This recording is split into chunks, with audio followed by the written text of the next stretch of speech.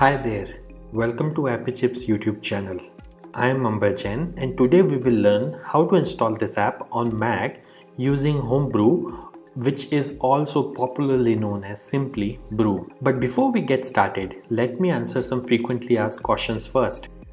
To start with, what does a package manager like Homebrew does? Well, a package manager lets you install, uninstall or repair apps on your Mac. A package manager is very similar to App Store on macOS or Microsoft Store on Windows operating systems, except that a package manager uses commands that you type on Mac terminal to install or uninstall different programs. Some of the popular package managers for Mac include Homebrew, Nix, and Macports.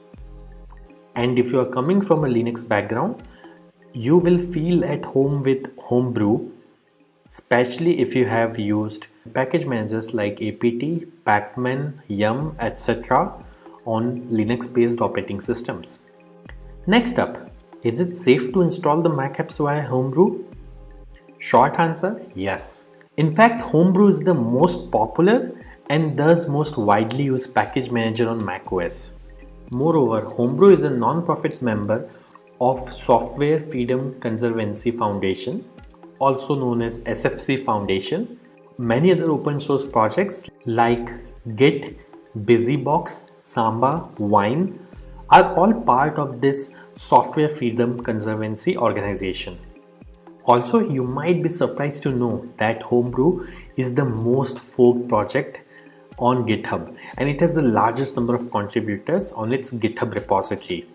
Many devs at organizations like Google, Apple, Dropbox, Stripe, etc. use Homebrew to set up different development environments on their MacBooks and iMacs. Next question. Can you use Homebrew to install programs on Apple Silicon or more popularly known as M1 MacBooks? Again, yes. Starting version 3.0 of Brew, Apple Silicon is now supported on Homebrew. In fact, Homebrew also supports programs that are at the moment only supported via Rosetta 2 on Apple Silicon. Now that I have answered your questions on safety and compatibility of Homebrew, let's get to the installation process. Before we can install anything using Brew, we need to install the package manager itself, that is Homebrew, on your Mac.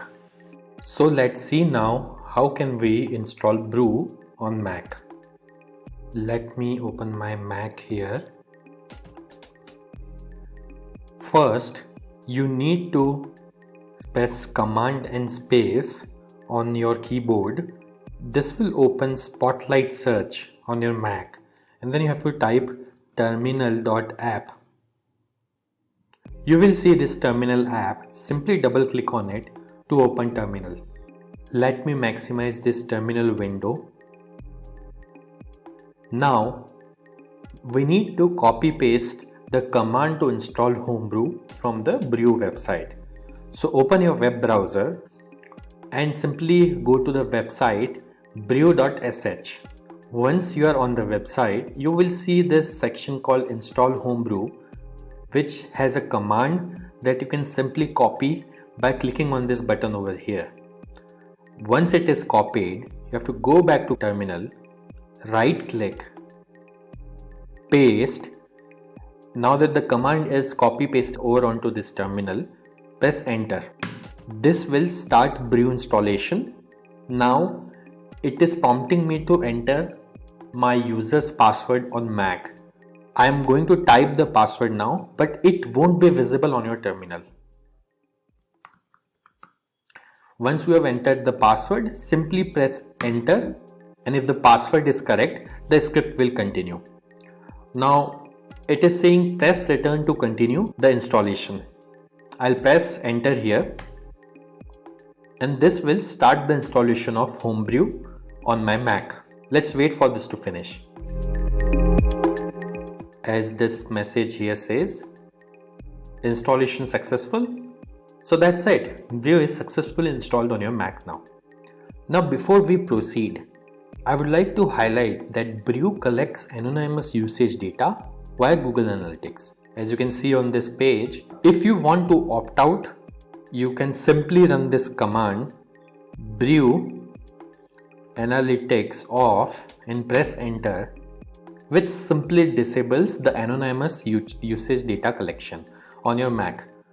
Now let's update the package database locally by pulling the metadata of the latest packages on a local map from the central brew repository.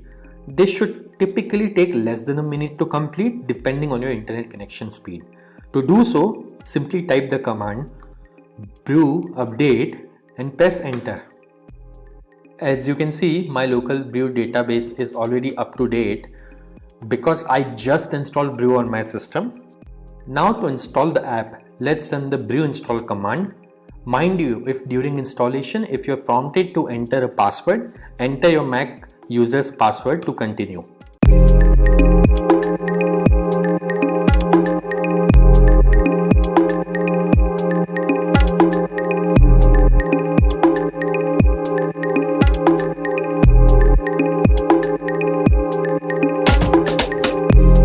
That's it. The installation was successful.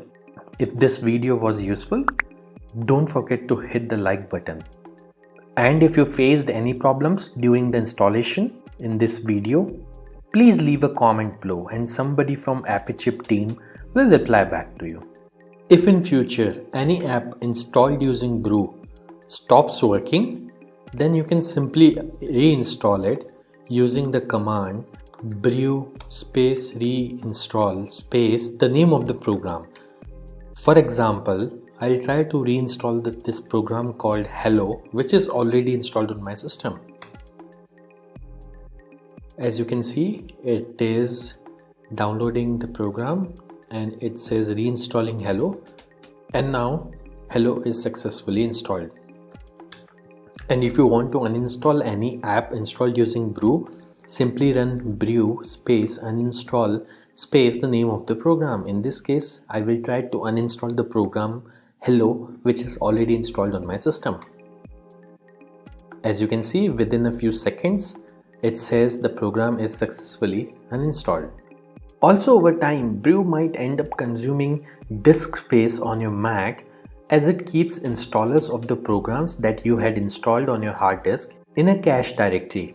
So you can use the brew space cleanup command once every 6 to 12 months to free up some space on your Mac. This command removes app installers and older versions of the packages only. It would not uninstall any of the apps that you have installed. As you can see, brew cleanup was successfully run on my system. So do subscribe to our channel as we have tutorials for installation of over 9,000 programs on Mac, which will come handy. If you need to install other apps on Mac in future, chances are that we have got it covered already.